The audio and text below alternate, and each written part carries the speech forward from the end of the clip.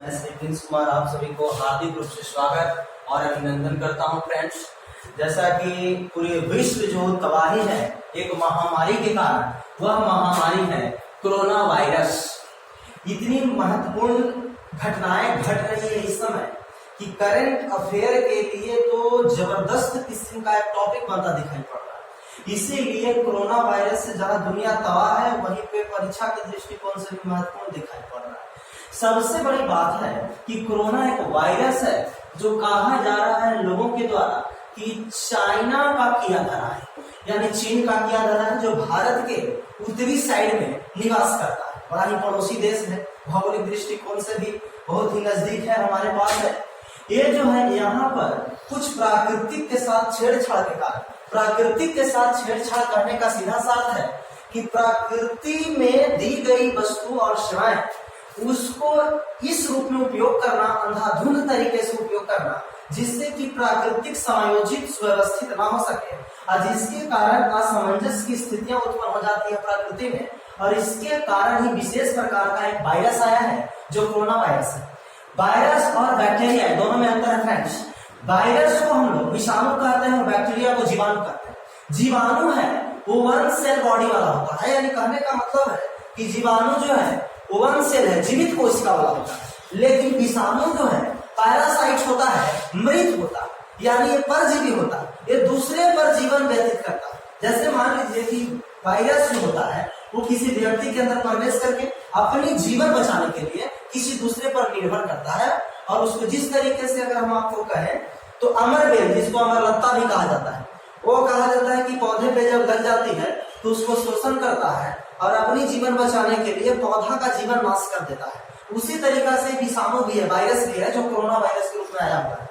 यह जो है कहा जाता है मित्रों कि 1918 के बाद ये 2020 में एक भारी आपदा आया है जो महामारी है।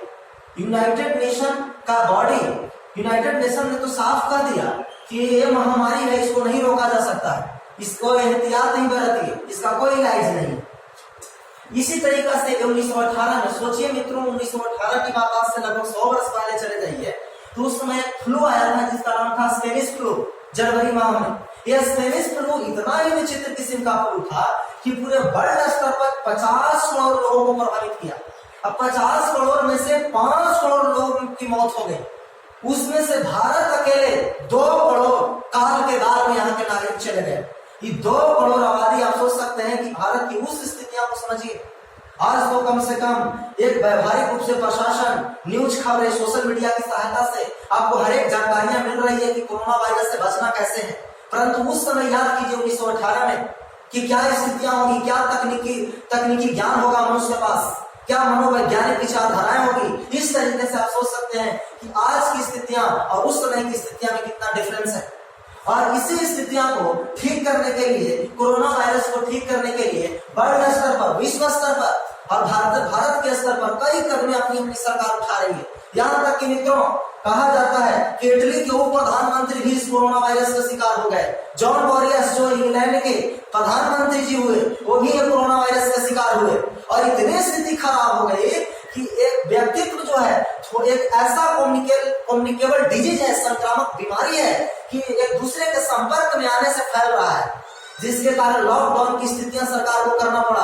पूरे विश्व स्तर पर कह लीजिए तो एक तरीके का लॉकडाउन ही है। जब भारत में लॉकडाउन है तो एक देश के नागरिक दूसरे देश में जा नहीं सकते, और जब जा नहीं सकते तो आर्थिक जो क्रियाएं हैं, गतिविधियां हैं, सब बाधित हो चुका है।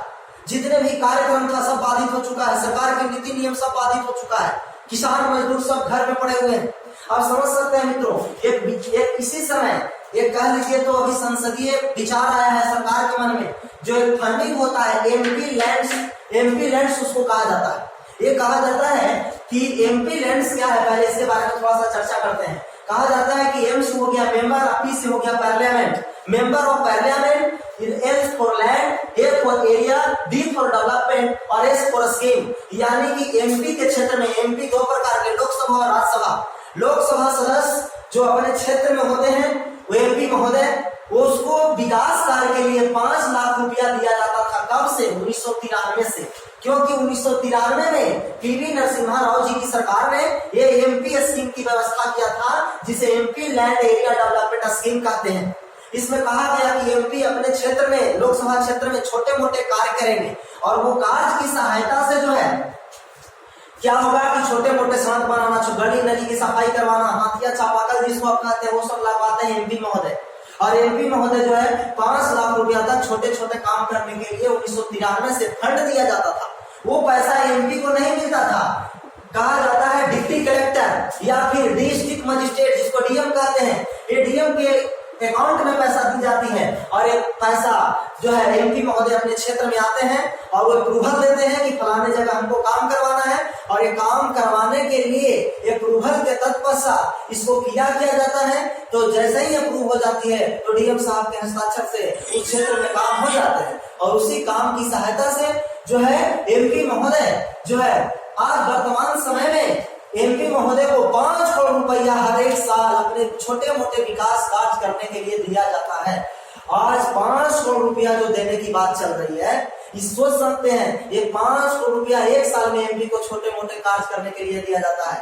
और यही पैसा अभी पूरे संसद के सदस्य ने निर्णय लिया है कि ये पैसा को हम 2 साल तक नहीं लेंगे। अगर ये 2 साल पैसा नहीं लेगा मित्रों तो लगभग 4000 करोड़ रुपया संसद के कोष में जमा हो जाएगा और वो 4000 करोड़ रुपया से जो देश का नुकसान हुआ है उसकी भरपाई की जा सकती है। और देश का नुकसान ये जो विकास के कार्य को रोक करके किया जा रहा है क्योंकि ऐसी परिस्थितियां जन्म ले ली है। अभी हाल फिलहाल में देखे होंगे फ्रेंड्स, एक तबलीगी जमानत बड़ी चर्चा में था। जमात, तबलीगी जमात, ये कहा जाता है कि तबलीगी और जमात, बहुत सारे लोग हैं जो ये कह के छोड़ देते हैं कि इससे क्वेश्चन नहीं आएगा। क्वेश्चन यहाँ से भी आ सकता है, ये तबलीगी जमात की स्थापना कब हुआ है, क्वेश्चन यहाँ से भी आ सकता है। जिस समय भारत स्वतंत्रता आंदोलन के श्रेणी में चल रहा था उस समय 1926-27 ईस्वी में तबलीगी जमात का उद्भव हुआ। तबलीगी जमात, तबलीगी और जमात का अलग अलग अर्थ है मित्रों। तबलीगी का अर्थ होता है अल्लाह के संदेशों को प्रचार करना, जो अल्लाह के कुछ ऐसा समूह है जो अल्लाह के संदेश को प्रचार करता है। और जमात का मतलब समूह होता है, वैसा समूह जो अल्लाह के संदेशों को प्रचार करता है। जैसा कि मित्रों आप जानते हैं कि इसकी स्थापना 1926-27 में हुई थी और अल्लाह के संदेशों को प्रचार करता है। और इसका स्थापना जो है मेवात के हरियाणा में हुआ है, यानी मेवात एक जिला है हरियाणा में। और यहीं पे करने वाला जो व्यक्ति है इसका स्थापना वो मौलाना मोहम्मद इलियास है, मौलाना मोहम्मद इलियास है। और देखेंगे कि आप जो है देखिएगा तो जो निजामुद्दीन स्टेशन था वहीं पे एक आप थोड़ा सा नाम भी सुने होंगे बहुत जबरदस्त किस्म का, जिसका नाम मरकज के नाम से खूब न्यूज चर्चा में रहा। मरकज क्या है, तबलीगी जमात का मुख्यालय है जहां से कई देशों के लोग धार्मिक स्थापना के लिए, धर्म के प्रचार के लिए इकट्ठा हुए थे और इसी उद्देश्य से हुए थे कि धर्म के संदेशों को पूरी दुनिया में फैलाया जाए और जो है कि भेदभाव पूर्वक समाज को मिटा दिया जाए। हर साल यहाँ इकट्ठा होते हैं। और कोरोना वायरस जब कह दिया गया है कि 5 से ज्यादा लोग इकट्ठा नहीं हो, फिर भी दिल्ली में इस तरीके की समस्या देखने को मिला है। इसका सीधा सा अर्थ है कानून का अवहेलना। और इसी कानून को ठीक ठाक और कहा जाए व्यवस्थित करने के लिए पूरे तबलीगी जमात में उपस्थित व्यक्ति को क्वारंटाइन कर दिया गया है। क्वारंटाइन, 2 शब्द यहाँ पे बहुत आता है मित्रों, एक आता है क्वारंटाइन और एक आता है आइसोलेशन। यहाँ पे बहुत ही शब्द आपको तंग करेगा, आइसोलेशन शब्द और क्वारंटाइन शब्द। क्वारंटाइन और आइसोलेशन। क्वारंटाइन क्या होता है, अगर कोई व्यक्ति बाहर से आया है और शक है कि नहीं इसमें कोरोना हो सकता है तो उसको क्या किया जाता है, विलगित कर दिया जाता है, समाज से अलग रखा जाता है, तो क्वारंटाइन। लेकिन अगर कोई व्यक्ति को कोरोना हो चुका है तो वो व्यक्ति को स्पेशल वार्ड में रखा जाता है, उसकी इलाज की जाती है, तो वही आइसोलेशन कहलाता है। यही क्वारंटाइन और आइसोलेशन में अंतर है। क्वारंटाइन हमेशा हॉस्पिटल ही हो सकता है, क्वारंटाइन हमेशा एक जमात भी हो सकता है, एक स्थान भी हो सकता है, लेकिन आइसोलेशन हमेशा हॉस्पिटल ही हो सकता है क्योंकि यहाँ इलाज चलेगी, यहाँ पर इलाज की ज्यादा भी आवश्यकता नहीं है।